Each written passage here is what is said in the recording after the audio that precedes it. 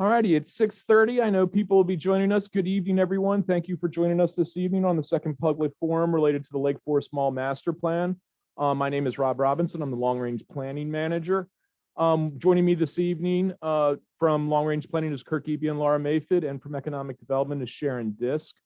Just to go over some stuff before we really begin, because we are in the formal comment period, this meeting is being recorded, and the recording will be entered into the record.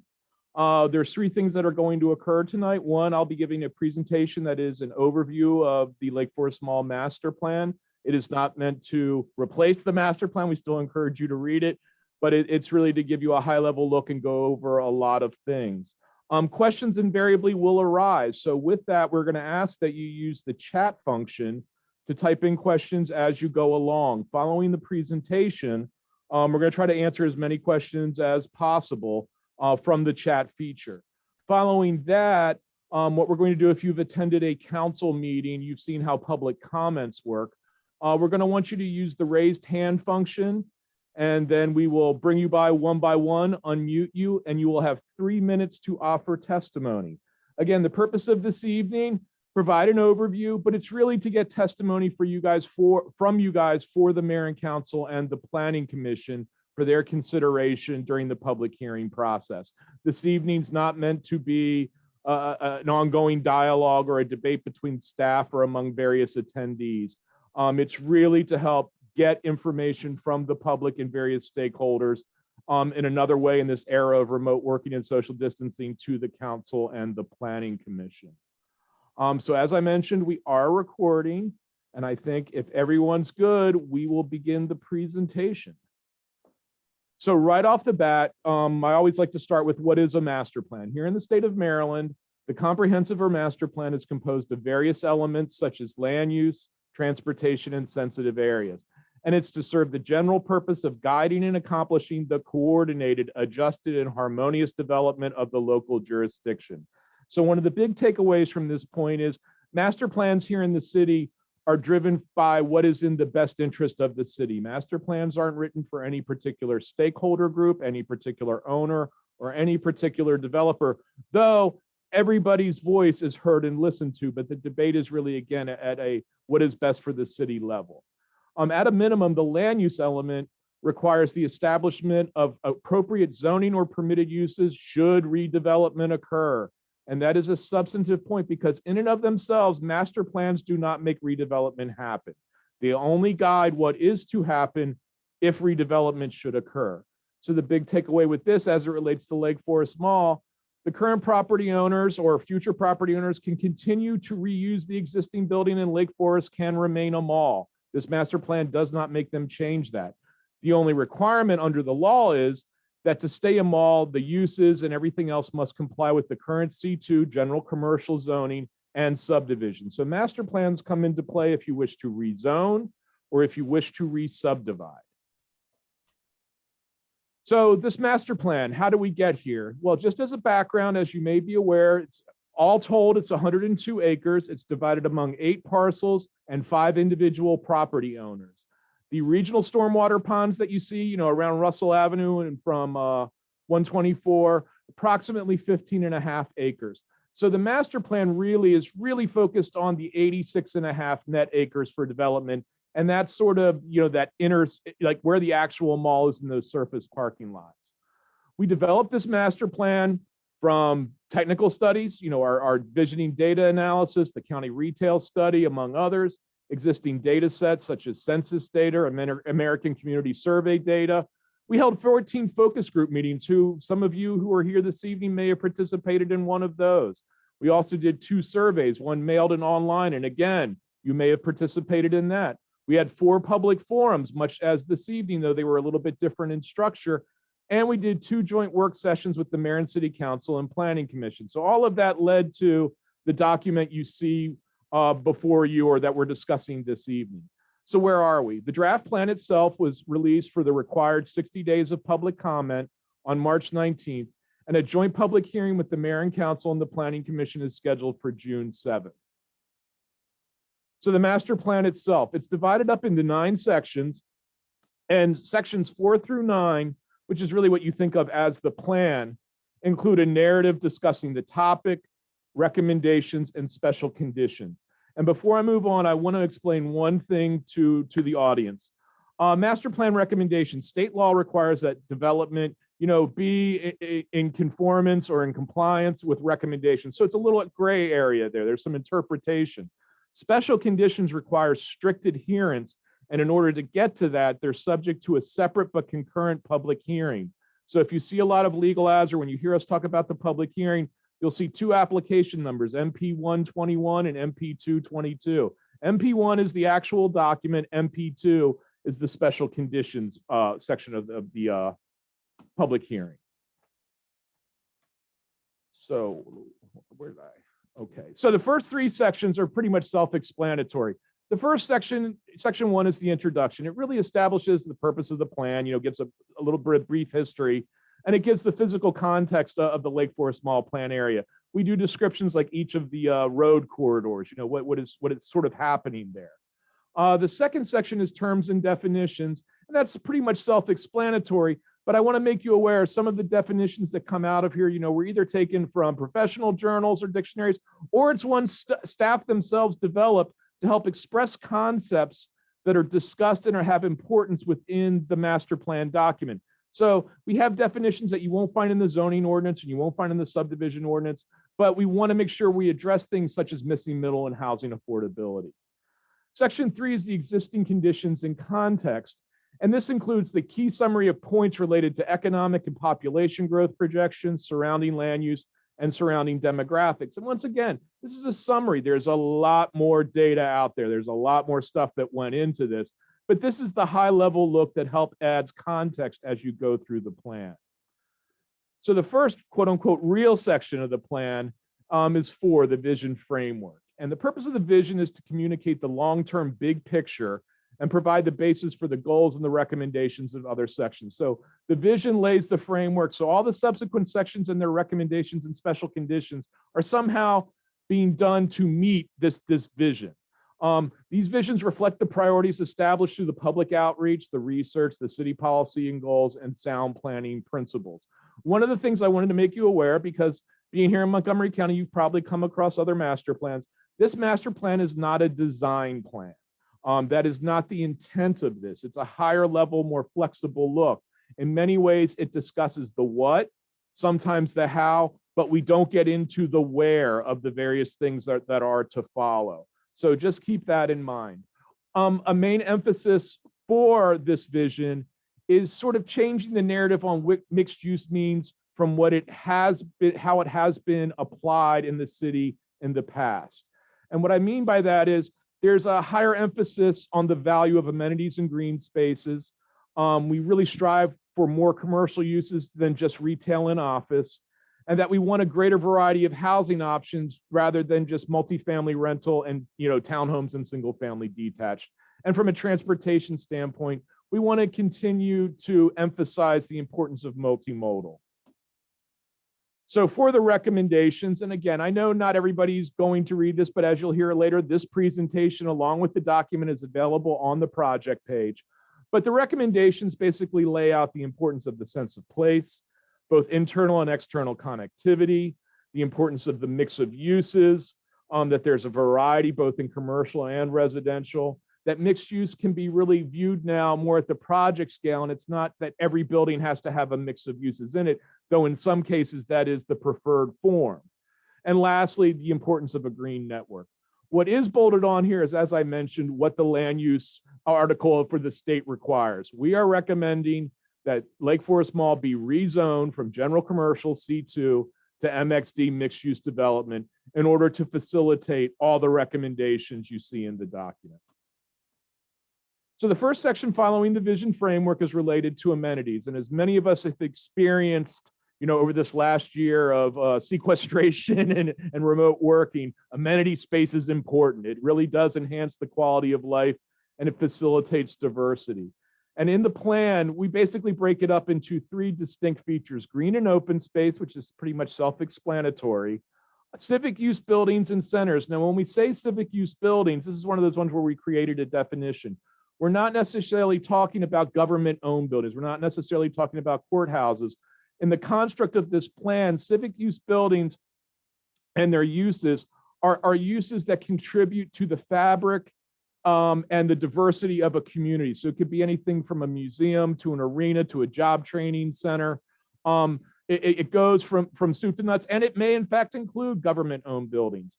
Just to make you aware, in the master plan, we do not recommend which use it should be. We just acknowledge the importance of these type of uses in buildings in creating a sense of identity and bringing a greater community together. So the importance of incorporating this into a redevelopment plan is discussed.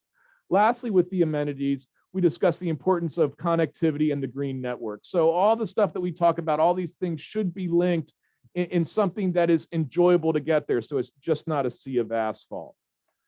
So as we move to the recommendations, it's much as you would expect. We discuss, there should be a variety of types and sizes, that accessibility to ages, to cultural norms, to physical ability should be considered throughout the development. Things should be appropriately sized, again, to help foment this sense of community. We discussed that the 3 stormwater ponds should really be integrated into a redevelopment and not just, be viewed as, an infrastructure not to be visited off to the side. We believe, again, that one of the outgrowths of the pandemic is the importance of the pedestrian realm, between outdoor seating or just people being able to get together, socially distanced, but outside is an important thing. As I mentioned, the inclusion of a civic use facility, and that everything more or less should be connected through that green space network.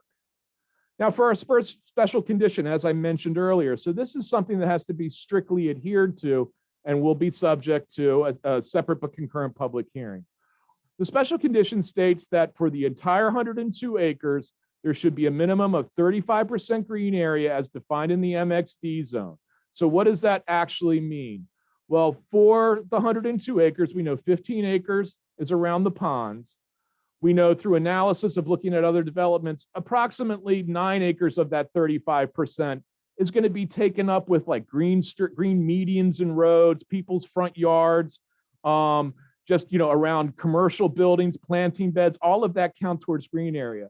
So really what this 35% is saying is that there should be approximately 11 acres for other types of open spaces within that 86.5 acres for redevelopment. We don't say it has to be, as you just heard with the recommendations, one giant 11-acre park. We're not weighing in. We think there should be a mix. And even if there's green networks that connect them that aren't necessarily part of roads, that all counts. So coming out of this past fall with all the public outreach things, open space was really important to people. So we figured this is a way to ensure we're going to get that benefit for any redevelopment. The next section is transportation. And the 4 main takeaways in this section is do a grid street network, improve internal and external connectivity, enhance the Lake Forest Mall Transit Center, and encourage micromobility and bike ped safety, and really discourage large surface parking lots. The recommendations, while there seem like a lot here, they all basically are pointing towards that. One of the things, though, that we do note that we make a recommendation about is, potentially the connection of Lake Forest Boulevard to Contour Road should be explored because that could create a potential real Main Street and a real redevelopment. And with regards to the transit center, it should be looked at, is it appropriate to relocate the transit center and maybe better incorporate it into a redevelopment?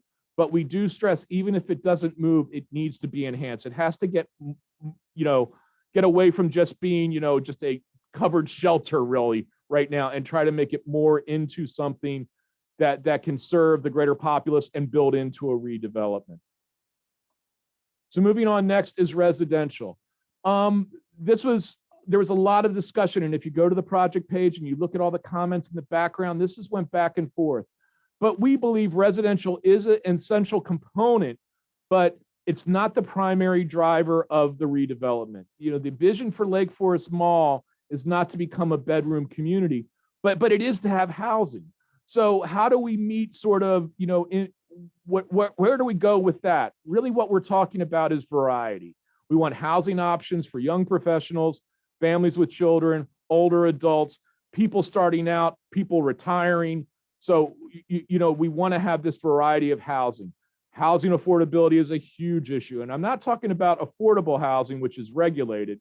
This is, pardon me, a broader range of for sale prices and rents that is typically found in new development. So if we're going to have a variety of housing types to, hit a variety of people where they are in their life continuum, we want to be sure that there's housing that's affordable for each one of those stages in someone's life. And density. We want to support future population growth while encouraging both rental and ownership opportunities. The city is going to continue to grow. The east side is going to continue to grow. So we have to figure out a way to balance, density with, a finite amount of land area. So as to recommendations, again, we have create housing with a broader range of affordability. That we want to see plans that include amenity and open spaces. We do in the narrative talk about a bunch of high-level design standards. And so we recommend that they be followed. And one of the important things to note is we have received into the record some comments about public schools. So what we have on our recommendation is the impact of residential build-out on public schools must be monitored, and if needed, a design plan should then incorporate an applicable school site for a future elementary or middle school. So what that's really saying is right up front, we're not requiring space be given to a school, because right now all the projections show within the cluster, there's no overcrowding. But that could change depending on how long it takes to bring this plan to fruition. So we wanted to write something in there that a future developer should be aware that, if it comes to a point, we're going to want acreage for a school, but we didn't feel it was appropriate to demand that right up front if it turns out not to be needed. So our next round of special conditions. We established a residential unit cap of 1,600 units broken up as follows. So townhomes up to 7%, which is, well over 100 townhomes. Missing middle 20 to 30. This is another one that we describe that's sort of different than your textbook definition. So here we're talking about like 2/2s and 3 triplexes and quads and bungalow courts, maybe even potentially smaller duplexes. And then lastly, of course, is multifamily. So these are rental and owned. So these are your apartments. We don't mandate, we would like to see for the first time some taller height, but we don't require that. But so we have to, go with what the market will bear. So you may ask, why 1,600 units? Why these percentages? Again, it's thinking about the 86 acres and everything you want. Our analysis, and there's a memo that talks about the methodology that's on the project page and included in the record. All of these numbers is basically going to break out to half the site. So we think that's fairly realistic if we're trying to not create a bedroom community. One of the things, of note with these special conditions, single-family detached homes sited on individual lots are prohibited. We don't feel Lake Forest Mall is appropriate for single-family detached homes. The density is low. Even on the smaller lots, it's still a lot of space being eaten up when, again, you're thinking about we only have a finite ability.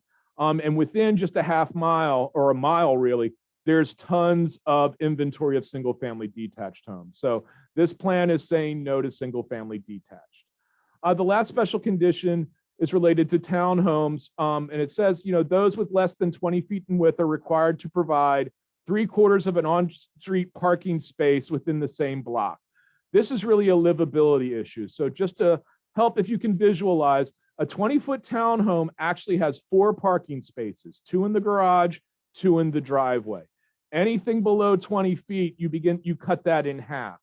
So the real issue is that we all fully acknowledge why we love transit and we love biking and walking. This area still pretty much drives, and this area still pretty much owns cars.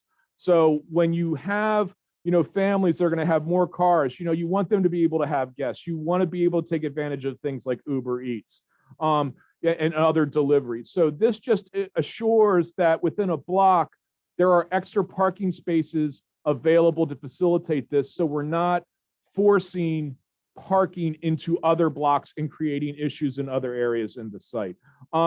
We've done this at Crown, and it's been quite successful. So moving on, the next section is commercial. As we talked about, we really want to see a broader spectrum of commercial uses than mainly retail. This plan talks about biotech, integrated light manufacturing, entertainment and experiential, maker spaces, and a bunch of other things. The world is changing. The nature of retail is changing. We have such a hot biotech market here.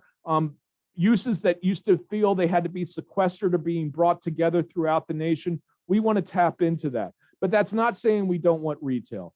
Really what we're encouraging is neighborhood goods and services and restaurants rather than what's called GAFO. And GAFO is like furniture stores, sports shops, things like that. The plan does not preclude those. It just says we should have something that's more appropriate to the scope and scale of development.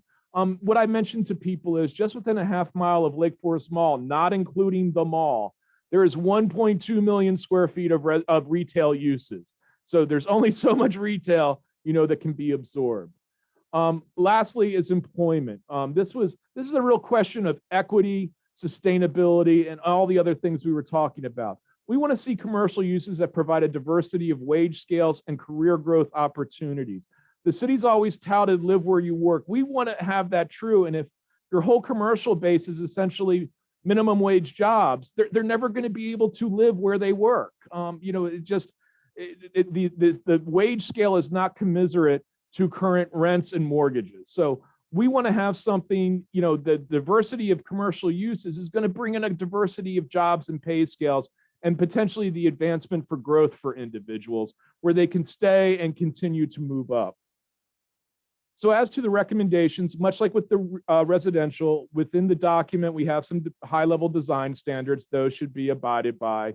Again, we say there's no square footage or acreage cap on retail spaces included in mixed-use development. So again, if you have, a ground floor story, next floor is office, next floor above that is, residential, you can continue adding retail on that.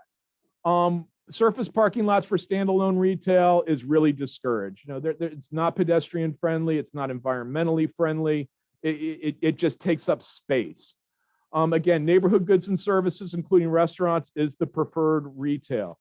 One of the things I want to make clear, because we see some comments that you guys don't want big box or you don't want this. Nowhere in the plan does it say that.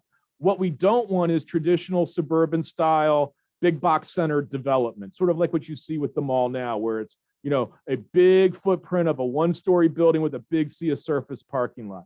I want to remind everyone about 30 years ago, when everybody was saying stuff couldn't happen, the city of Gaithersburg told Target, if you want to be in Washingtonian, you got to build a 2-story building and you have to have structured parking. And they did it. And it was the first one in the United States.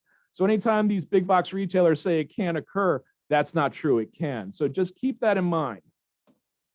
So as to special conditions, sort of building off that, what we've written is that standalone, single retail tenant or solely retail, so this isn't a mixed use building, it's all retail, are limited to a maximum of 5 acres total, including their surface parking lot across the entirety of the development. So out of the 86.5 acres, 5 acres of that can be just solely retail. And that any building that's solely retail, its footprint must not exceed 30,000 square feet. Lastly, obviously with the special conditions, we've listed some uses that we feel just don't reflect the goals or the desires of this master plan. So it's stuff that either is low jobs, lots of space, it has negative externalities.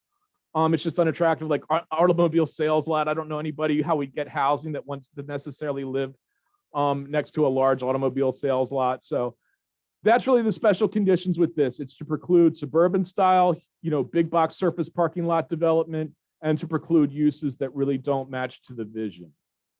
So the last section is the post master plan. And we did this section for one main reason. While, as I see in this first bullet, we would love a single, redevelopment plan, one sketch plan under one owner, all done at once is the preferred. But we have to acknowledge that with 5 owners, it's very likely that Lake Forest Mall will develop in phases, and it may be developed in phases under a number of ownership groups.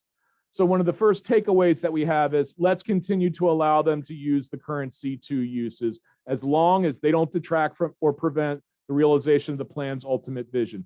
So what I mean by that is they have vested rights under the current zoning and under the current approved plan to create the mall.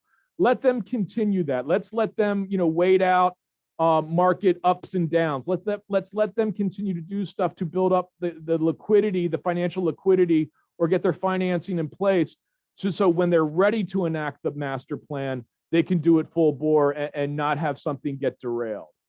And again, we say all development phases should incorporate more than one aspect of mixed use. So this is going back to that very first slide about changing the narrative. We don't just want to see plans with a single building. We want to see what are the amenities you're bringing in? How are you developing the transportation network around whatever you're bringing in? Because they all work synergistically.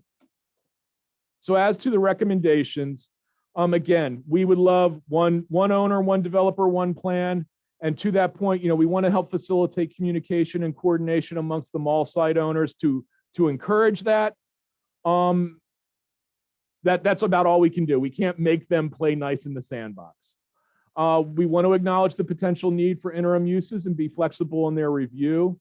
We don't support a comprehensive rezoning. So if this master plan gets developed, as you guys may be aware, being in the county, sometimes they do comp rezonings to all of a sudden change it. We don't want to do that. We want to keep it C2 because C2 in the current state allows far more flexibility and less procedural bureaucracy and cost to allow them to do these interim things to help them get to implementing the plan. But we do say that the first phase of any multi-phase must be 10 acres, not including the pond areas.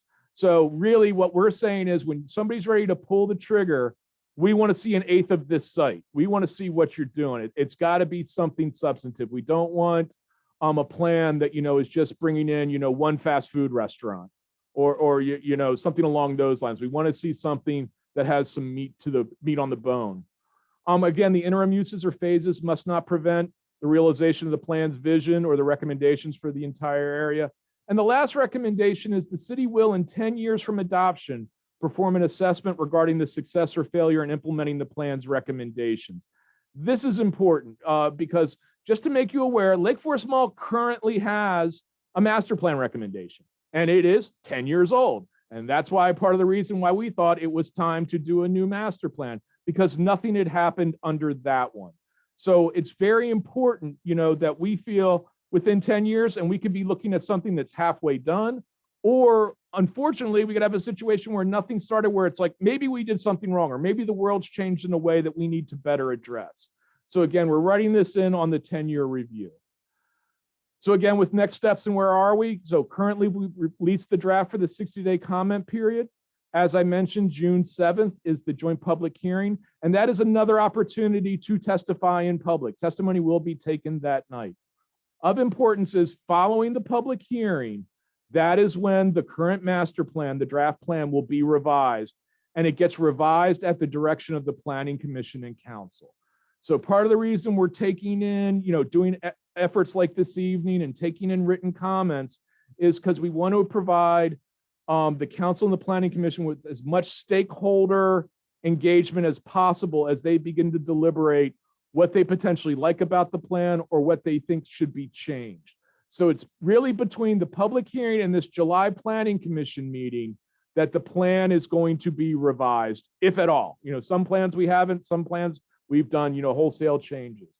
So in July, it goes to the Planning Commission for approval. Here in the state of Maryland, the Planning Commission approves master plans. And then they make a recommendation to the legislative body, AKA the mayor and city council, for adoption. So just keep that in mind. So the mayor and council in August, really what they're going to do is adopt the plan that has been recommended and approved by the Planning Commission. Just as a side note, as many of you may be aware over the months, reading articles, everything else, there is a moratorium. That moratorium expires August 17th, but here we are earmarked for adoption on August 16th. So it should be done, right the day before the moratorium expires. So lastly, we want everybody to stay engaged. Many of you have been with us from the start. We do have a project page, projects in the city on the city's website for the Lake Forest Mall Master Plan. There you will find the current draft document. You will find the entire record. We real time, within a day, get everything that we get and post it on there. So you'll be able to see all the comments received up to this point. We still have up all the stuff that we went through last fall. So we have all the summations of the focus group meetings. We still have all the videos of the public forums. We have, everything that's been done up to this point is there. So that is really your one-stop shop. So comments and questions, we are taking them. The records are open, but one thing I want to make aware to everyone. So this evening, if we don't get to one of your questions, or if time expires and we haven't, you still have testimony to give, or you have testimony that's greater than 3 minutes, send it in to lakeforestmp@gaithersburgmd.gov. If you send that in, that's how we're really receiving comments. And to make everybody aware, I can assure you that all comments received by May 21st, which is next Friday, will be included for consideration by the council and the planning commission in their public hearing packets. Anything received after May 21st, we're going to accept, but we can't guarantee that it's going to be in the packets for the council and the planning commission for their review for June 7th. So that's a real important date for everyone. Once again, is May 7th. So that's the presentation. And as I mentioned, hopefully you have been filling up the chat box with questions. I'm going to ask Laura, do we have any questions? And we can go from there. We do have some questions. The first one is regarding section 6 recommendation for a grid street network. I wonder why be so strict? Please consider removing this recommendation and see what develops in the design. So with the question, part of the grid network is it increases porosity, it reduces automobile speeds and collision points, and it affords a better block layout for development. Now, that doesn't mean that the grid, has to be a microgrid. Some blocks may be larger than others, but, just bisecting it with 2 roads, that sort of gets away from some of the Vision Zero principles that are being talked about, especially if we're trying to encourage bicycle and pedestrian safety throughout. A grid pattern with the associated sidewalks, everything else, on-street parking, that increases bike ped safety. So that's really, from a planning standpoint, the reasons for the grid pattern. Another question, define interim as it applies here. Interim it's a difficult, basically, if in the next 2 years, as some of the anchors are closed, if they had to re-tenant those on a shorter term lease in order to bring in capital and pay their taxes and do whatever else, that's what we mean by interim. Or with some of these surface parking lots, if somebody wanted to put a pad site for some other commercial use without re-subdividing, they could do it, but it helps the property owner generate income that they can then bank for when market conditions are such that they're ready to facilitate the master plan. I think a perfect example I can give of this is over in Kentlands commercial district. We have a master plan that calls for a lot of intensity.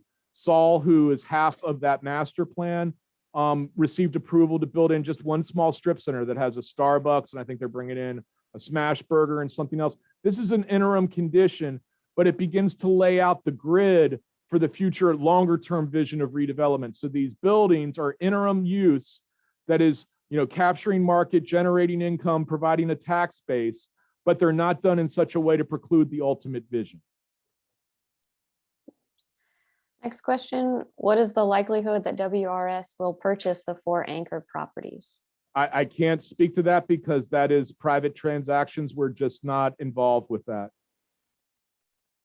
And then next, it's really a comment, so we would encourage you to send it into our email address on the screen, but it says, I'd like to see the master plan recommend removing or increasing building height restrictions, maybe even adding height requirements for a certain percentage of the property. Thank you. And that is it for now. So folks, much as we did with the afternoon, what's going to happen now is I'm going to turn this over to Kirk Eby. He's going to show you a video. This is the moment of testimony. Everybody will get 3 minutes. We're not really going to, don't ask us questions because we're not going to respond to you. This is your opportunity to make statements on the record, again, for the mayor and council and the planning commission's consideration. What we would ask is that you give your name, your neighborhood, or your organization that you represent. And once we get through the testimony, if there's still some questions left or questions that came in during the testimony, we'll go back to that. So with that, I'm going to turn it over to Kirk Eby. And I will stop sharing my screen so Kirk can begin sharing his.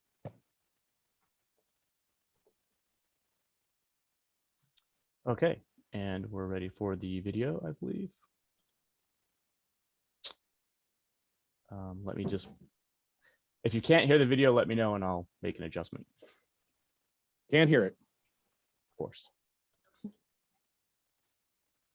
I was hoping it was going to save the the setting from before, but it did not. Okay, here we go again. Good evening. If you've connected to the meeting tonight via Zoom and you're on a desktop or a laptop and you wish to make a public comment, we can't currently see or hear you. What you need to do, please, is wiggle your mouse around and look towards the bottom center of your screen. You should see a raised hand button. Go ahead and click on that now for us, please. Alternatively, if you've connected in via telephone, you can press *9.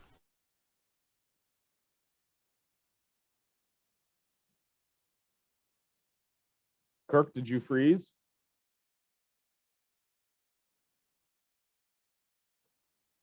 Freeze, I'm sorry.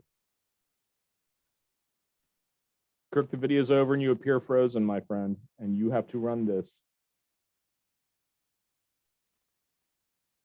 Rob, I can view the attendees if you'd like to go ahead and start. But I cannot. I don't have access to who's raising their hand. I can see who's raising their hand. I just do not have access to the timer that Kirk has.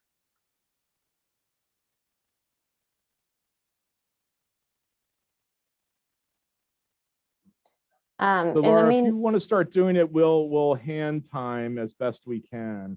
I will let everybody know when they have 30 seconds approximately left.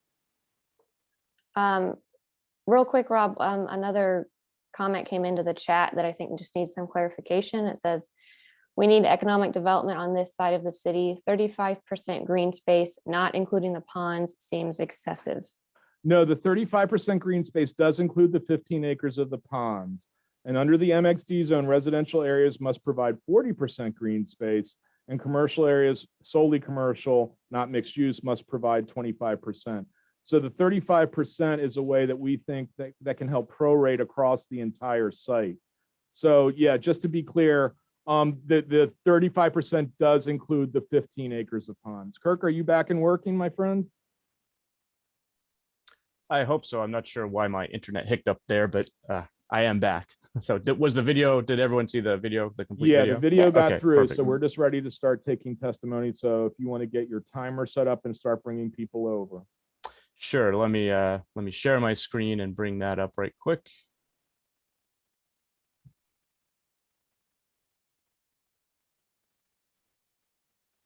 Okay, well, actually, before I do that, I need to bring up the list of people.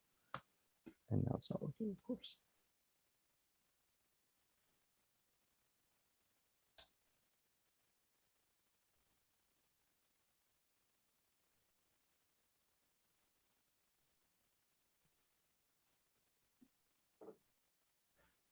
Okay, so David Belgard will be the first person. I'm going to go ahead and,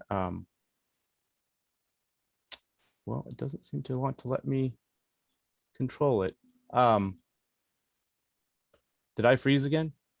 No. No. Okay. I saw your faces were just sort of looking very, very still. For some reason, it is not allowing me to, I'm not sure why. Kirk, I think I can allow Yeah. him to talk if you want to bring up the timer.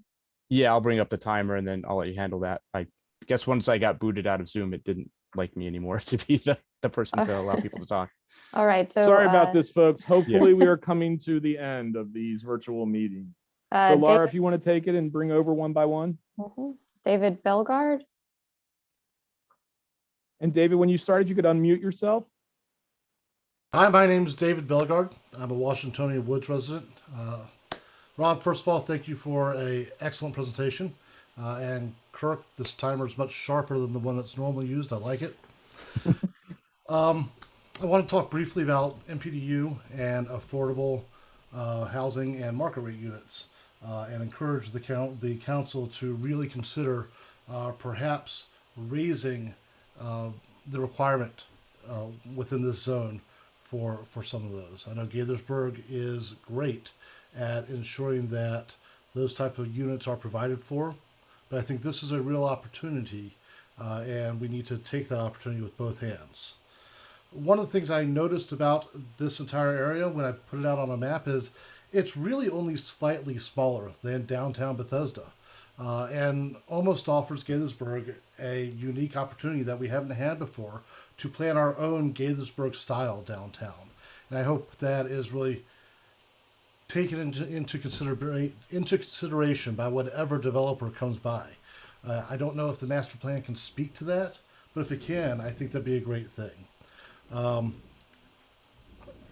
noticed that much of the plan, even though it doesn't talk directly to it, has great environmental impacts, reducing the amount of surface parking, the requirement for 35% land usage for green space, I think is great. Making it walkable is really a truly wonderful aspect of this plan. One of the things that I think it is missing, though, is somehow putting a requirement in there for the developer to achieve a certain walkability score. For my research, 70 or better is considered excellent. And that's, I think, what we would like to see in this zone. So I hope the council considers finding some way to make walkability score or some substitute for that a requirement. Thank you very much. Thank you, David.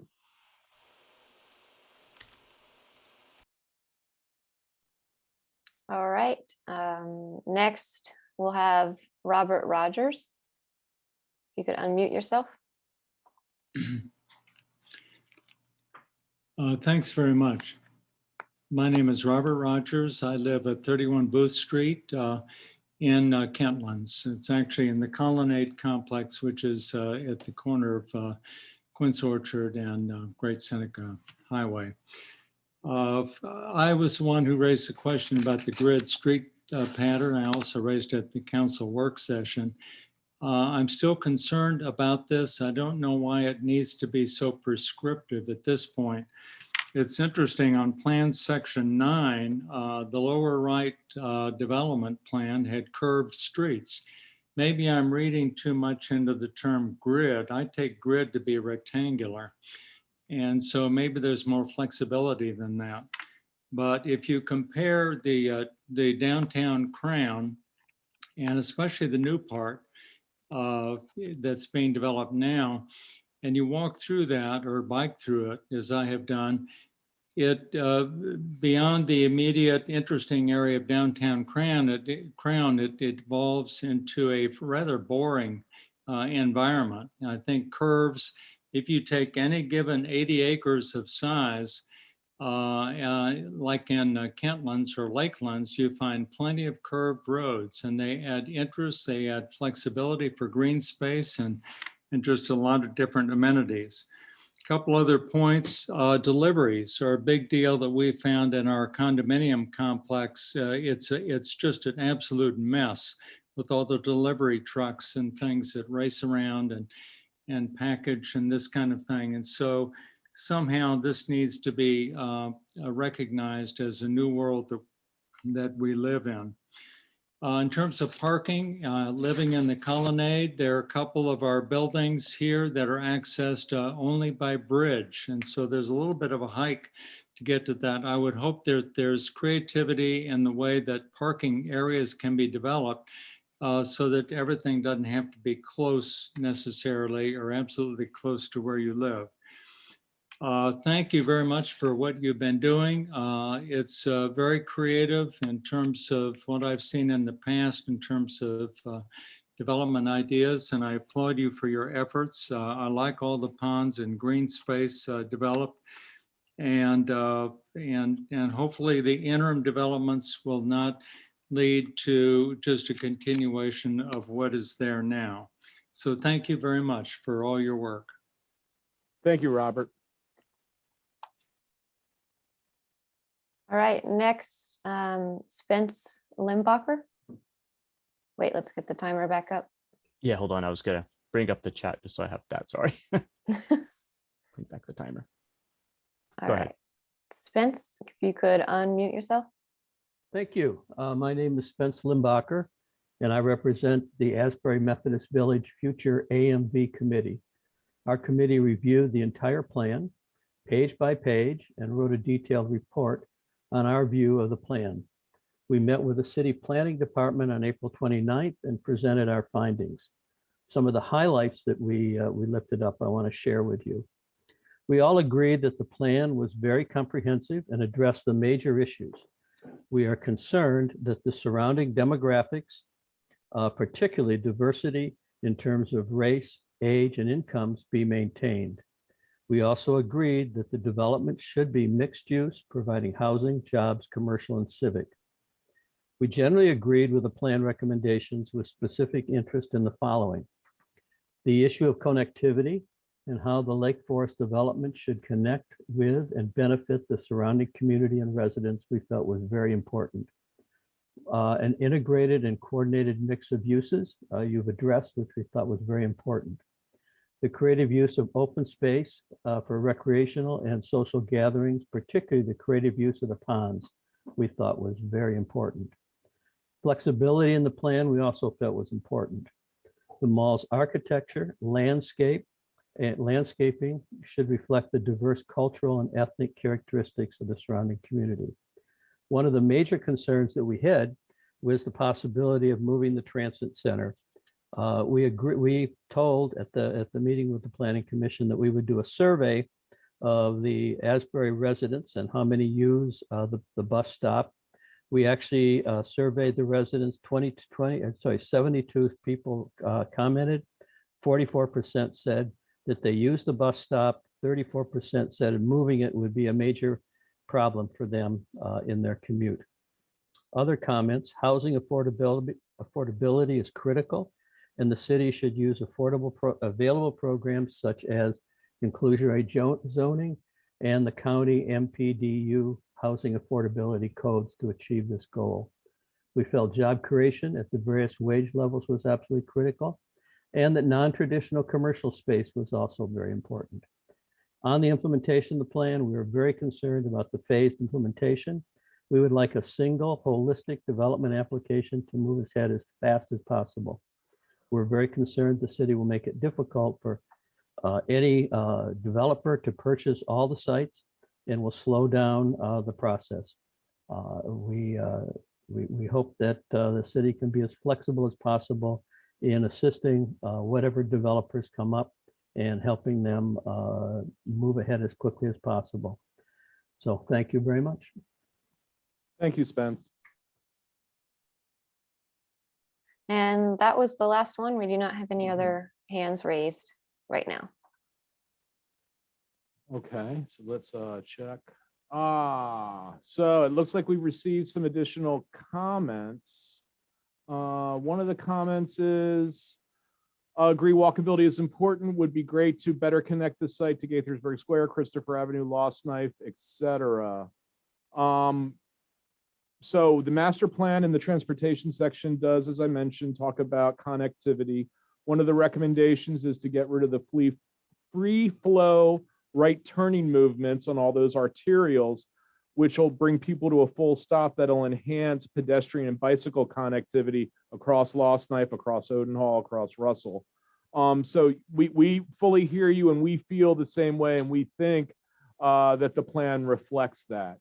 There is another comment that development needs to happen sooner, not later. Can't have this sit empty for another 5-10 years. We really feel very much similar, but again, this is a privately owned property. The city is not going to buy them all. So when comments are made, such as the city inhibiting sales, we're not involved in the sales. That is private transactions amongst the owners. Either they have the financing in place and they've agreed upon a negotiated contract price, or they haven't. We can help and offer to mediate and try to bring things, and we can try to increase value of redevelopment through efforts such as the master plan. But keep that in mind. At the end of the day, you know, these are all privately owned properties. Bring back Trader Joe's as a grocery anchor. We have no control of that. The master plan does not weigh in on, you know, who are going to be tenants. So I think that. So any other questions, folks? Any other things jump up to people? Any other comments you wish to provide on the record for the council and the planning commission now that we've talked a bit more about the plan?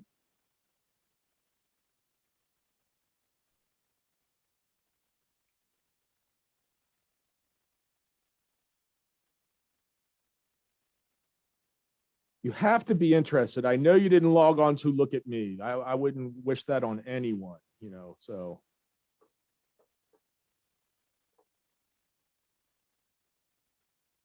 Well, if we're going to begin winding down, if there's no further questions or comments, again, you still have opportunities. May 21st is that date. Go to the project page. The link for the project page. Bear with me 1 second. Let me get that last one up so we can. For everyone, Lake Forest MP at gaithersburgmd.gov. And if something strikes you over the next couple of weeks, June 7th, joint public hearing. They will be taking testimony at that. So much as you registered for this meeting, you can register for that date's public hearing and testify there. So again, I really appreciate everyone giving, an hour of their time on the evening, and those who gave time this afternoon. I think it's very important that your voices get heard by the electeds in the planning commission. Otherwise, they're not going to know. So I appreciate you taking advantage of this. I want you to stay engaged throughout this process. And for those who like Robert Rogers, who's been engaged since last fall, I applaud that and continue to advocate for you to stay abreast of what's going on in your city. So with that, I'll give it one more shot. Any testimony, any questions? And I'm seeing blank stares from Kirk and Laura, so I'm going to assume that is a negative.